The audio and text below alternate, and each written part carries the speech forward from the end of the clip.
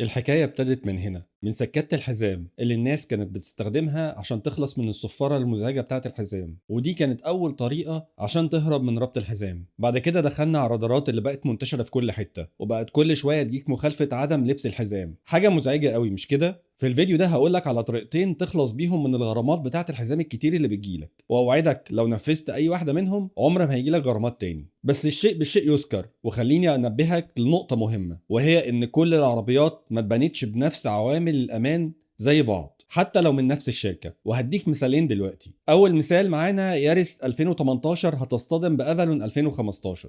هتشوف ان العربيات الرخيصة الصغيرة ما بيتصرفش عليها ولا عوامل الامان فيها بتبقى زي العربيات الكبيرة الغالية، وده اللي واضح امامنا دلوقتي. تأثير اليارس كان اكتر بكتير من تأثير الافالون، وممكن تتخيل ان ده شيء طبيعي عشان فرق السعر ما بين الاتنين. بس لازم تبقى حاطط في اعتبارك ان مش عشان انت راكب عربية تويوتا هتبقى العربية دي امانها 100% مهما كان النوع بتاعها. شايفين تأثير الصدمة من جوه مع ان الدمية لابسة الحزام. تعال اوريك مثال تاني لعربية يارس برضو مع كامري، والاتنين 2009. هنا الكامري عجنت اليارس بمعنى الكلمة، وده برضو يقول لنا حاجة تاني، يقول لنا ان كل ما الموديل قدم عوامل الامان فيه بتبقى اقل وحمايته للراكب بيبقى اقل، لان في المثال اللي فات كان اليارس موديلها اعلى وتأثيرها بالصدمة كان اقل بكتير من الموديل ده. طيب ايه علاقة ده بحزام الامان؟ انا بوضح لك ان مع ان الدمى دي اتعملت الاختبارات بتاعتها وهم لابسين الحزام، مع ذلك ده كان تأثير الصدمة، فما بالك بالصدمة بدون الحزام اصلا هتبقى عاملة ازاي؟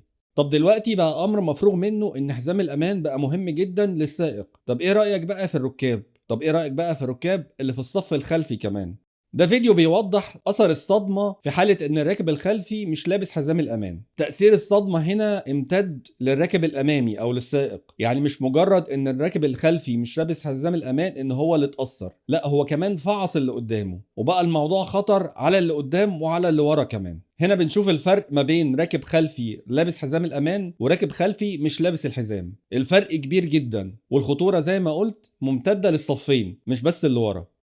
طيب نيجي بقى للأطفال. هل الأطفال ليهم وضع مختلف؟ ليهم وضع مختلف تماما، لأن لبس الحزام للأطفال كمان ليه شروط، وإن الطفل يكون بيستخدم الكرسي الخاص بيه، مش مجرد إن هو رابط الحزام أو مش رابطه خالص. تعال نشوف التجربة دي. الطفل القداماني بيكلم أخوه اللي ورا، واللي ورا مش لابس حزام أصلا. تعالوا نشوف تأثير الصدمة عليهم هيبقى عامل إزاي.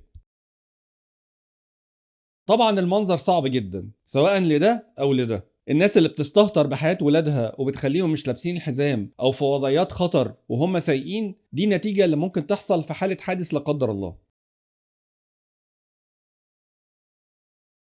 دي من ضمن أسوأ العادات برضو اللي الناس بتعملها، وهو إن الأم تبقى راكبة وحاطة الطفل على حجرها. تعالوا شوف تأثير الصدمة هيبقى عامل إزاي.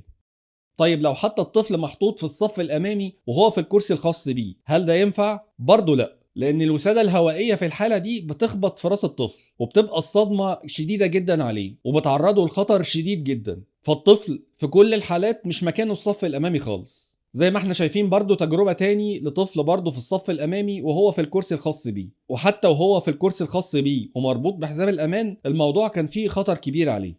كارثة تاني من ضمن الكوارث، الطفل برضه بيبص وبيتفرج من الشباك ومش لابس الحزام وقاعد في وضع عكسي. تعالوا نشوف تأثير الصدمة عليه هيبقى عامل ازاي.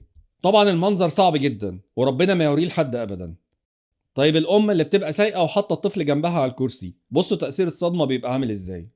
طيب في حالة الصدمة الجانبية هل الموضوع هيبقى أقل حتى لو الصدمة من الناحية التانية مش من ناحية الطفل؟ طبعا المنظر غني عن التعليق، وواضح جدا مدى الخطورة في ان الطفل يكون موجود بدون ما يبقى لابس حزام الأمان، أو ان هو يكون في الصف الأمامي. وحتى لو الطفل لوحده في الصف الأمامي ولابس حزام الأمان برضه الموضوع خطر عليه. تعالوا بقى نشوف الفرق في حالة ان هو في الصف الخلفي وفي الكرسي المخصص بيه وربط حزام الأمان. قارنوا ما بين المشهد ده وبين المشاهد اللي فاتت وانتوا تعرفوا ان الفرق كبير قد ايه. طيب انت هتقول لي انت عمال ترغي كتير وبتكلمنا في اهميه حزام الامان، مع انك قلت ان انت هتقول على طريقتين عشان تهرب بيهم من المخالفات. وده حقيقي، انا ما كدبتش عليك، انا هقول لك على الطريقتين. بس لو انت وصلت للمرحله دي من الفيديو ولسه بتفكر في طريقه تهرب بيها من المخالفات عشان ما تلبسش الحزام، يبقى كده انت عندك مشكله. ومع ذلك هقول لك على الطريقتين. الطريقه البديهيه الاولانيه ان انت تلبس الحزام، اذا ما كانش عشان الغرامات واللي دي تعتبر حاجه اقل بكتير تفكر فيها، يبقى عشان نفسك وعشان اسرتك والناس اللي انت بتحبها.